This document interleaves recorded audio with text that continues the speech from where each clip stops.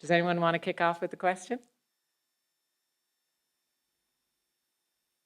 The lady from Clydesdale.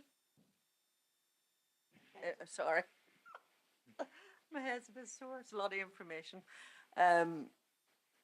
Yes, you answered a lot of questions that I wanted to know on a grass level. That was very informative and very simple to understand and how you start something, because that's where we as a community group here would be starting. We are a community group in Lurgan, and we have started an arts project mainly with children and who else? No, it's okay. Children and we do other things. We do things for people with dementia, ongoing or early set dementia, but we are self-funding, so I really just want to thank you. That's what I want to do for, I've learned a lot from listening to you yourself today. So thank you.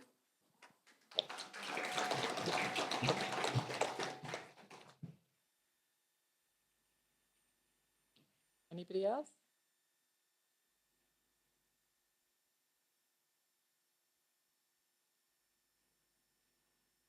I might just ask you, Alison, when you were starting off in terms of, guess like what that lady said there, canvassing for people to come together, and you said like you took quite a bit of time sort of establishing on that. In terms of how you went out to the community, what was your approach in relation to that? So I guess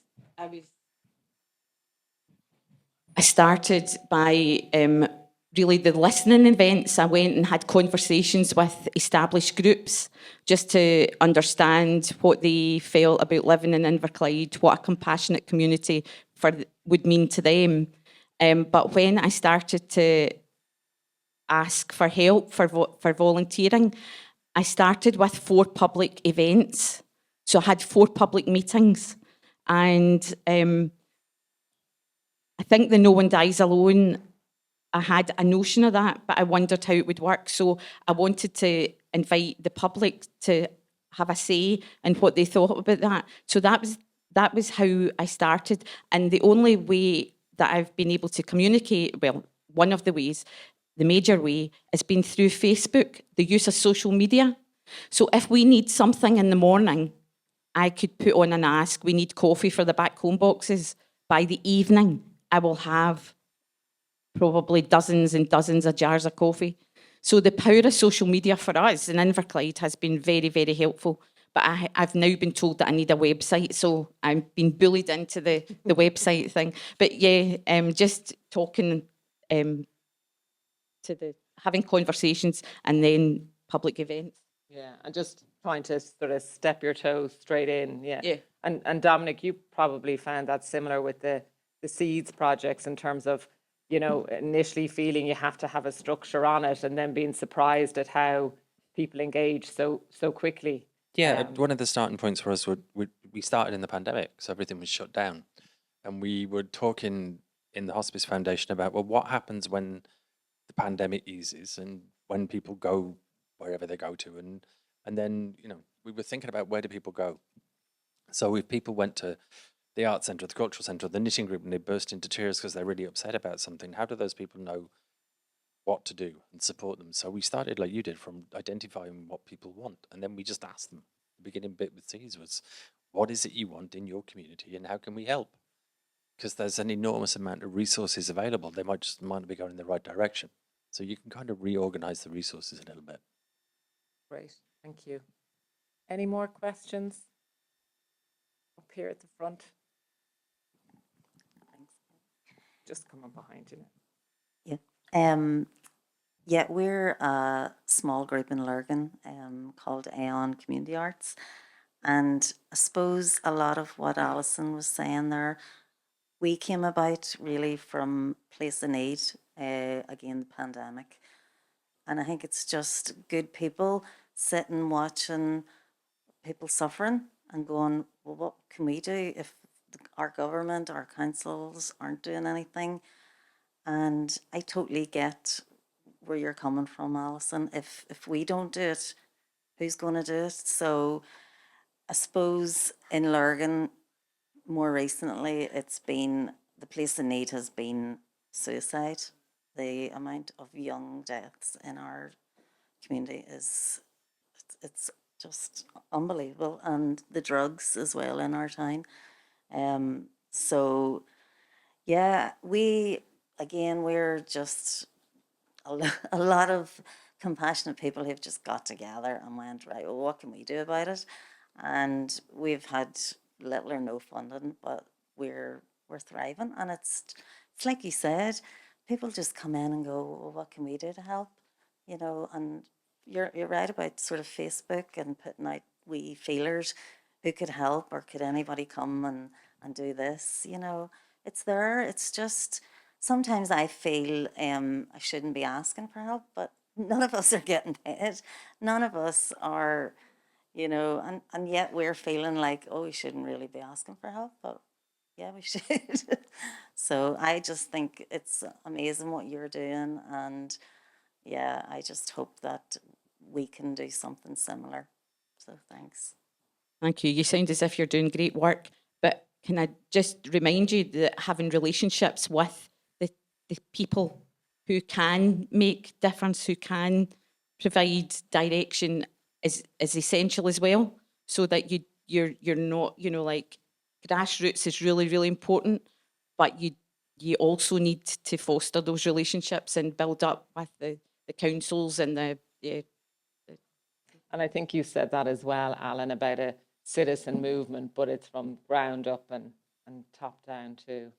Do you have any thoughts on that? Yeah, I mean, you do. It is grassroots, but you also need to court the leadership as well, because the leadership are important in cementing it as a movement, really. That you need the policies in the schools from the school principal and from the teacher and parents, and you need the policies from the trade unions and the business management groups, and you need the local government, and you need to bring the arts community in as well, and the leadership there, as well as the artists, as well as the students. So it is a two-way thing. And the more you value and work on those relationships, the more they will trickle up, actually. And the same with if you work on the top, they will trickle down. So it's all good. Yeah, and it's a bit like what Sharon said earlier, you know, you might have one council on the first year and then the next one wants to come on. And it is that sort of building momentum and trying to keep it maintained. I know we've a lady here at the front that's been waiting. I suppose it's just a question around population. You know, in Inverclyde, I presume that's city based, or is that rural? It's town based, really. So there's 5 towns that are in one kind of like district region, if you like. It's 80,000 population within all of those regions or towns. Yeah, because that was, I suppose, my wondering. You know, say even in this area, you've got the southern, you know, the Southern Trust, but in that there's lots of bigger towns, there's lots of smaller towns, there's a lot of rural population. Is it better to have one coordinated effort to reach out, or is it better to have, you know, within those smaller areas their own, or how does that, would you have any advice on that? I don't know the answer to that, because obviously my area is a really neat area to work in. There's one district general hospital, there's one hospice, there's one local health and social care partnership. I guess if I had been leading this in Glasgow, it would be a different beast. But for me, it was just I needed to start somewhere, and I needed to get the local people,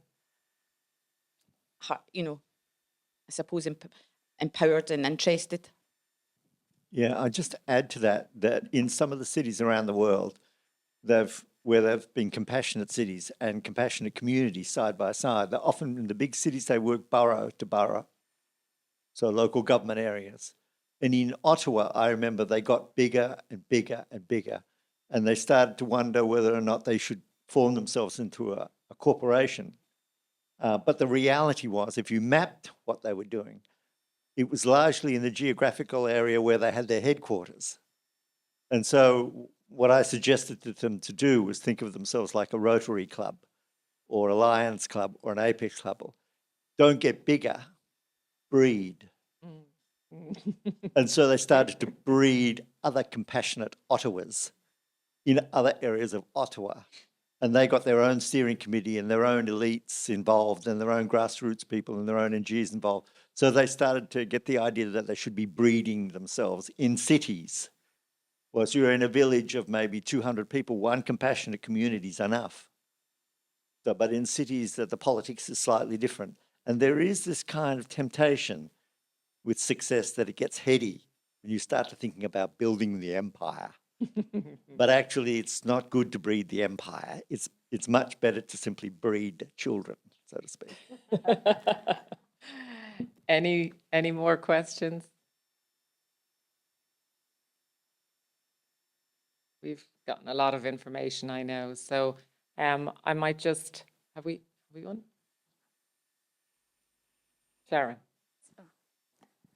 I was just wondering about your volunteer training program. What did that look like, please, Alison?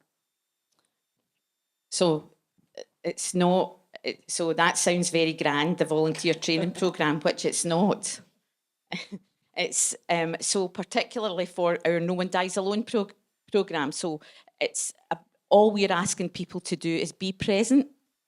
You're being present when someone's in the last few years of life. So they're, like you don't need moving and handling, you don't need infection control, you don't need all of these things. You need common sense, you need compassion, you need to know how to be present and communication. So the very first training I ever had, and I did call it training, was a whole day on a Saturday, and I had everything, including the kitchen sink in it.